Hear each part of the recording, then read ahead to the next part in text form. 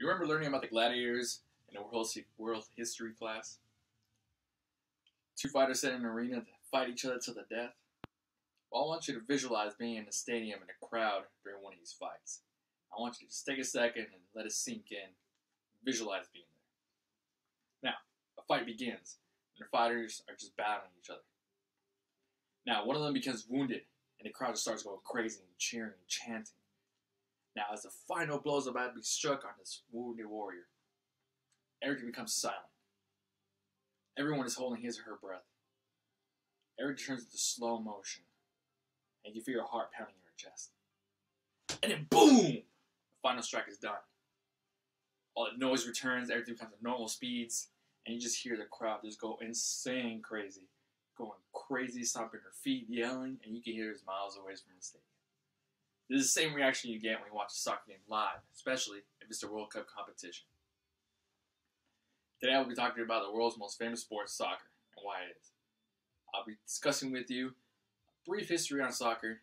I'll be explaining how soccer is played, and lastly what the World Cup is all about. So first things first, let's find out what soccer is. Soccer, or football as it is known to the rest of the world, is a team of players whose objective is to score more goals than the opposite team in order to win. Now, the true origins of soccer are not completely known. It is said that it has roots to games played earlier over thousands and hundreds of years ago. In the mid-19th century, in England, the form of soccer that we know of today was created. Now, at the beginning, there was no real uniformity to the game. It was mostly played in public schools and had no rules or laws. It was until the year of 1863 that the Football Association, or FA, was created. They're the very first to make a set of rules and laws for the game. In the year of 1871, the FA Challenge Cup was created and is considered the world's oldest cup competition. In the year of 1888, the first ever soccer league was formed, and it consisted of 12 teams, being Accrington, Aston Villa, Blackburn Rovers, Bolton Wanderers, Burnley, Derby County, Everton, Notts County, Preston North End, Stoke, West Bromwich Albion, and Wolverhampton Wanderers. Some of you are the fans out there of the English competitions. Some of these actually sound pretty familiar. Well, there you have it, a brief history of soccer. Now it's time to learn how soccer is played. How soccer is played varies whether it's competition or just pick-me-up games, and whether it's played and is played by either men or women. Now, there are four major components of soccer.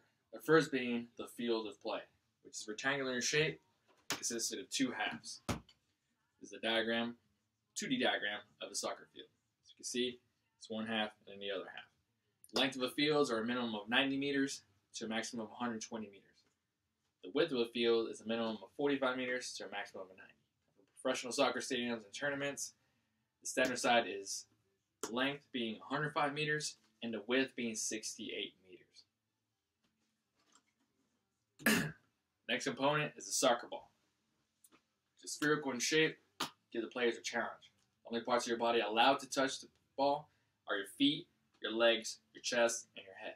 At no time during the game will you use your hands or arms to stop a goal being scored or to control the ball.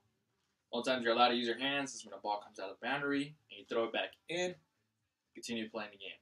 Or if a referee stops, he allows you a free kick once you get the ball, place however you want.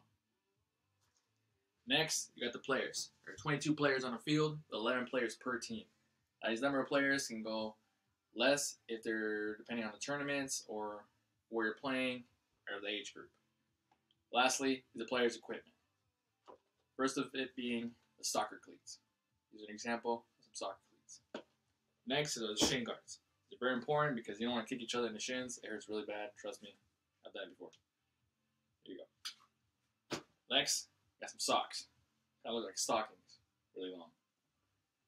Then you got your shorts. Per regulation, you can have no pockets whatsoever on your shorts. And they're usually short. Last, your soccer jersey or shirts. This is an example of the replica jersey of my favorite football team, Barcelona. Like, you only have one referee out on the field. And if available, 2 assistant referees. Well, the referees have the final decision out there on the field, so it's not wise to fight with them. You end up losing. Now, the referees carry two sets of cards to show the severity of a foul or a rule being broken out in the field.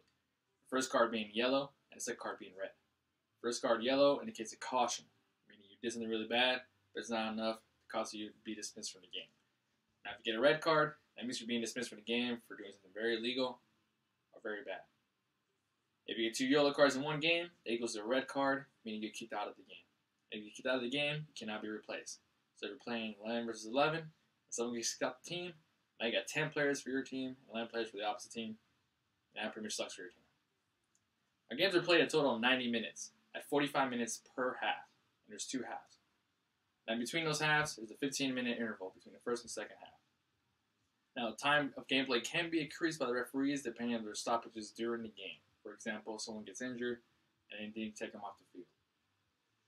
Next are the positions of the soccer team, being defenders, midfielders, forwards, and a goalkeeper. Defenders do, well, as their name says, they defend. Their first line of defense against the opposite team from scoring onto your goal.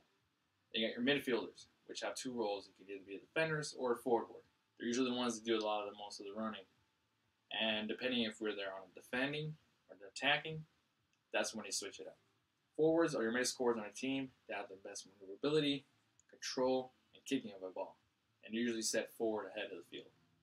Your goalkeeper is your last line of defense. They're the ones that protect your goal area and they'll stopping the ball from being scored into your net. And they're usually allowed to use their hands throughout the entire time of the game. Now, when players play out there in the field, they're placing formations. Danny Milkey explains this in his book, Soccer Fundamentals. Turf formation refers to how teams align their defenders, midfielders, and forward attacking players during a game. Example would be a 4-3-3 formation. You got your 4 defenders in the back, you get your 3 middle, and your 3 forwards. Now these formations can be changed depending on how your opposing team is. Whether they like to attack or defend, that's how you switch it up. So you have more forwards, more defenders. Depends on the situations or the size of the field and how many players you have. According to Stanley Lover, matches are regulated by the laws of the game, as decided by the International Football Association Board. They may be modified with approved limits for tournament play.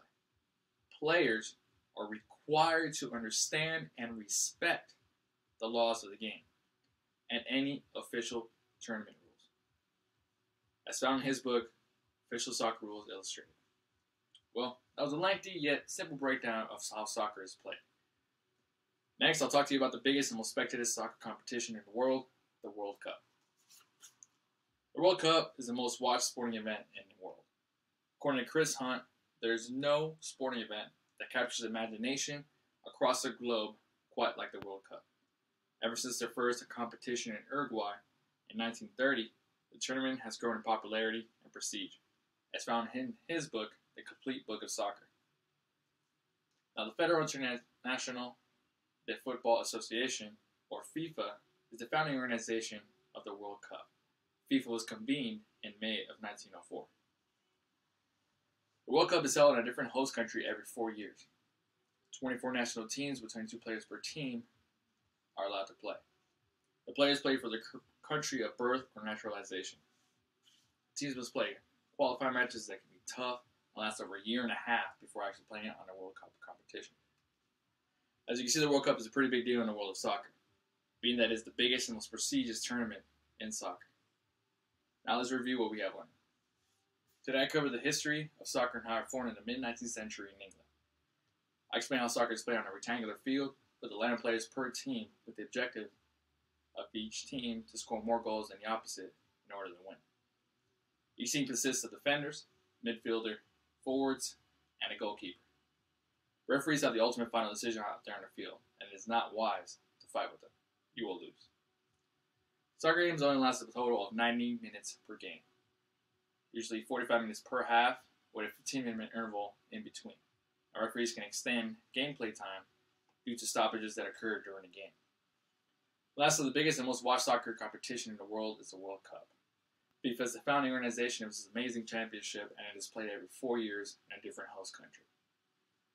Soccer is by far my most favorite sport of all time. I've been playing and watching it ever since I was a kid with my parents and my entire family. And my favorite teams are Barcelona, Manchester United, and LA Galaxy. I haven't had the opportunity to watch an actual World Cup competition live at a stadium, but it's definitely on my bucket list of things to do before I go. I'm going to leave you with the words Michael L. LeBlanc and Richard Henshaw from their book, The World Encyclopedia of Soccer. Soccer is unquestionably the world's most popular sport, and the most colorful, particularly in the level of emotional intensity it evokes in its fans. Thank you.